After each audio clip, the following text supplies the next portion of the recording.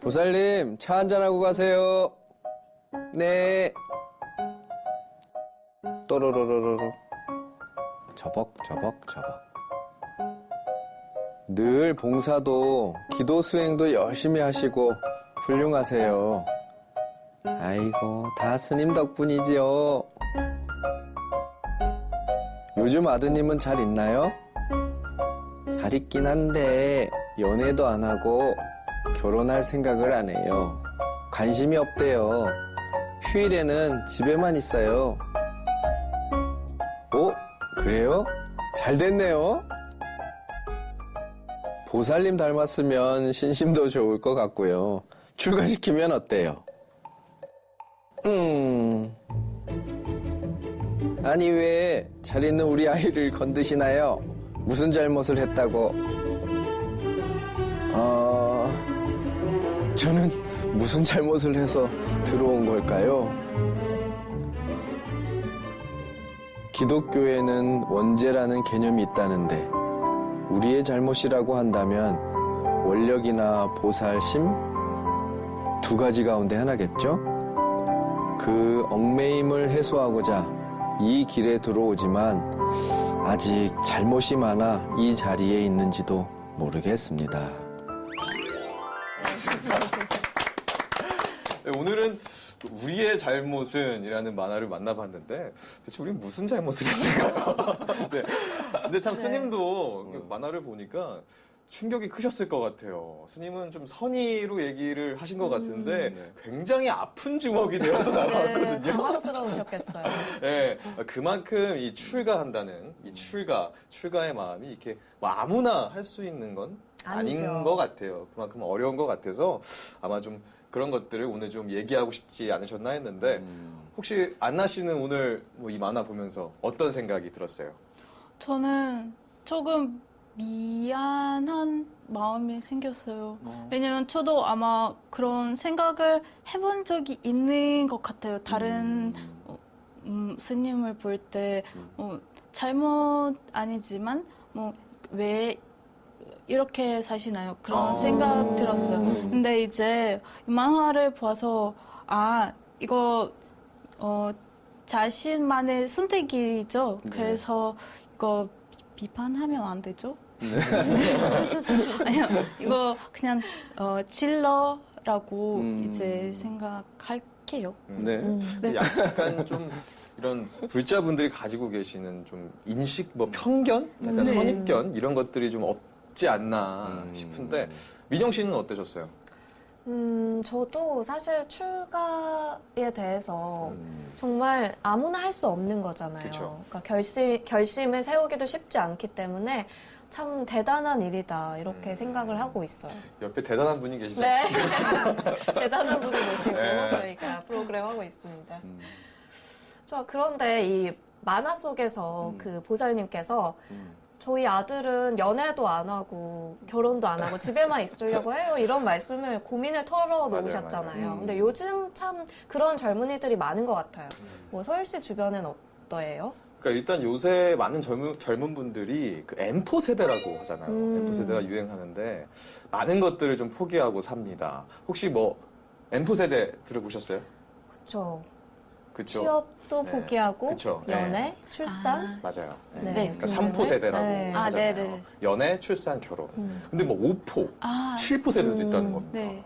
뭐 내 집 마련, 인간관계, 꿈, 희망까지 다 잃고 있는 그런 굉장히 힘든 상황을 청년들이 겪고 있는데 이것들이 다 이렇게 청년 실업 때문이지 않을까. 그러다 보니까 좀 이런 희망들과 꿈들을 조금 포기하고 있지 않나. 뭐 그런 생각도 좀 들고요. 스님 혹시 이렇게 청년들, 힘들어하는 청년들을 위해서 좀 한 말씀 좀 부탁드려도 될까요? 네, 뭐 이게 사회복지라든지 환경적인 문제가 이제 선행돼서 해결되지 않으면 내가 이렇게 살아라 한다, 저렇게 살아라 한다 해서 이게 청년들이 마음에 와닿지 않을 거라고요. 어떤 조언을 해주면 스님 그렇게 살아봤어요.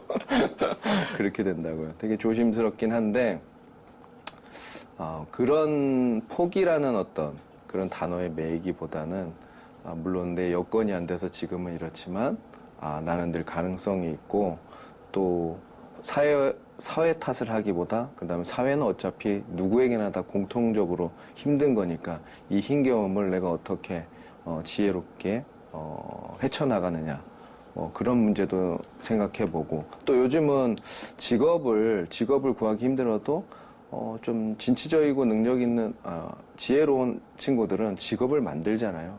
네. 1인 미디어 시대다 보니까 그런 거 만약에 방송을 하고 싶은데 취업이 안 되는 친구들이 여러 사람끼리 모여서 그 방송국을 만들기도 하고 제가 아는 분들이 또 만화 작가분들이었는데 이화여대 그쪽에 작업실을 내고 또 방송국을 개국하고 뭐 이렇게도 하더라고요. 그러니까 단기적으로 너무 뭔가 이익과 수익을 내기 위해서 한다기보다 내 꿈을 위해서 한다 그러면 일정 부분을 다른 걸 포기한다기보다 내 꿈을 실현하기 위해서 잠깐 제한한다는 생각으로 긍정적으로 받아들이고 노력하면 어떨까? 네, 이렇게 말해주고 싶어요. 여러분들께서도 이렇게 힘내셔서 또 긍정적으로 또 그런 좋은 마인드를 가졌으면 좋겠습니다. 자, 저희가 오늘은 우리의 잘못은 네. 뭘까요? 만화를 통해서 얘기를 나누고 있는데 참 이 만화에도 다양한 또 깨달음, 또 의미가 담겨 있는 것 같습니다. 과연 우리 스님께서는 이 만화 속에 어떤 의미들을 또 어떤 탄생 배경을 가지고 있었을지 오늘은 무슨 일? 지찬 스님의 해설로 들어보겠습니다. 네. 제가 이제 사찰에 머물고 있을 때 이제 뭐 고민 상담하러 오시는 분들도 있고 그냥 편안하게 차를 마시다가 이런 대화 비슷한 것들이 많이 있었어요. 근데 그거를 약간 하나로 묶어서 이제 이 상황을 만들었는데 저 외에도 아마 도반 스님이나 주변에 있는 스님들은 이걸 한 번씩 다 겪었을 거예요. 근데 조금 더 과장되게 이제 멘트를 쓰긴 했지만 보살님하고 차를 마시고 얘기하는데 상담을 하는데 내가 보기에는 큰 문제가 아닌 것 같은데 보살님이 느끼기에 그냥 직장 잘 다니고 있는데 아직 연애에 대한 생각보다 아마 자기 개발에 대한 뜻이 더 강했을 수도 있어요. 그러니까 주말도 약간 반납하고 놀러 안 가고 이제 혼자만의 시간을 또 누리고 회사 생활도 힘드니까 아마 휴식도 필요했겠죠. 이제 자식들의 어떤 그런 라이프 스타일을 이해하지 못한 옛날의 생각을 가지신 분들이 이렇게 한탄하는데 내가 듣기에는 큰 문제가 아니어서 깊게 상담하기보다 이거 잘 됐네요. 절에 들어오면 어떨까요? 그랬더니 보살님이 대놓고 아이고 이 고생스러운 데를 우리 애가 뭘 잘못했길래 여기 들어오냐 그러길래 너무 웃었어요. 그래서 생각해 보기를 혼자 그럼 난 무슨 잘못해서 여기 들어왔나 이렇게 생각하면서 끝을 맺었지만 우리의 잘못에 대해서 한 번 더 생각해 보게 됐어요. 딱히 내가 큰 잘못이라기보다 우리가 여기에 존재하고 어떤 구성원으로서 사는 것에 대한 의미와 나의 어떤 존재감 이런 것들을 좀 생각해 보게 된 그런 일화였죠.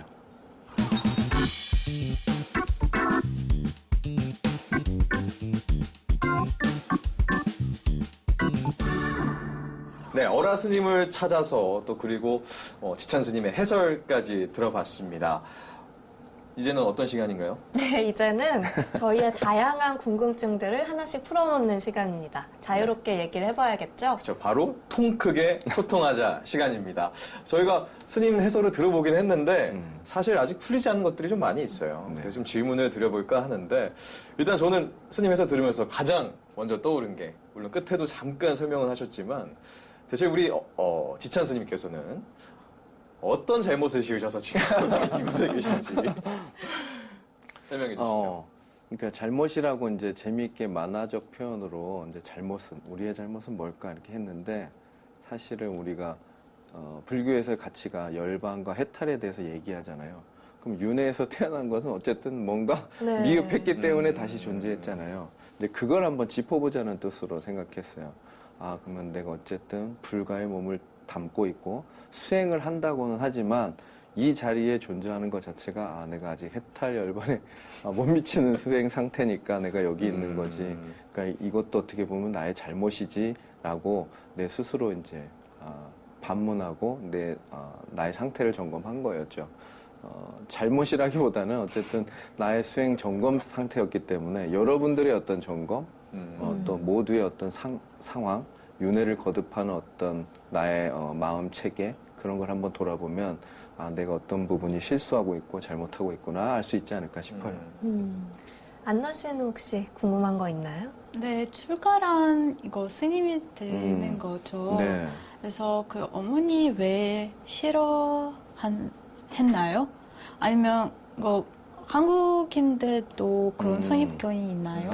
그게 한국인들만이 그런 게 아니라 부처님 시대에도 그랬어요. 그래서 부처님도 이제 부모님의 반대를 이기고 나갔고 또 그 니까에 보면 젊은 청년이 출가하려고 할 때 부처님께서 부모님 허락을 받고 와라.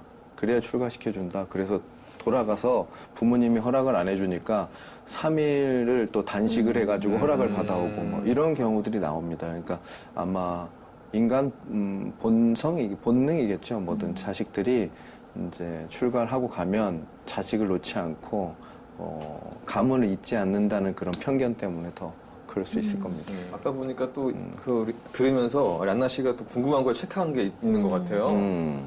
자신의 길을 스스로 결정하는 거죠. 네. 네, 주변에서 간섭하는 게 좋지 않을 것 같아요. 저도 어떤 친구가 있는데 그냥 부모님들이 시킨 대로 대학교 갔는데 이제 만날 때마다 저한테 이제 안나 원하는 청건을 했으니까 너무 부럽다고 해서 이거 좀 아닌 것 같아요. 그게 또 일장일단이 있는 것 같아요. 자신의 스스로의 선택했는데 책임이 따르잖아요.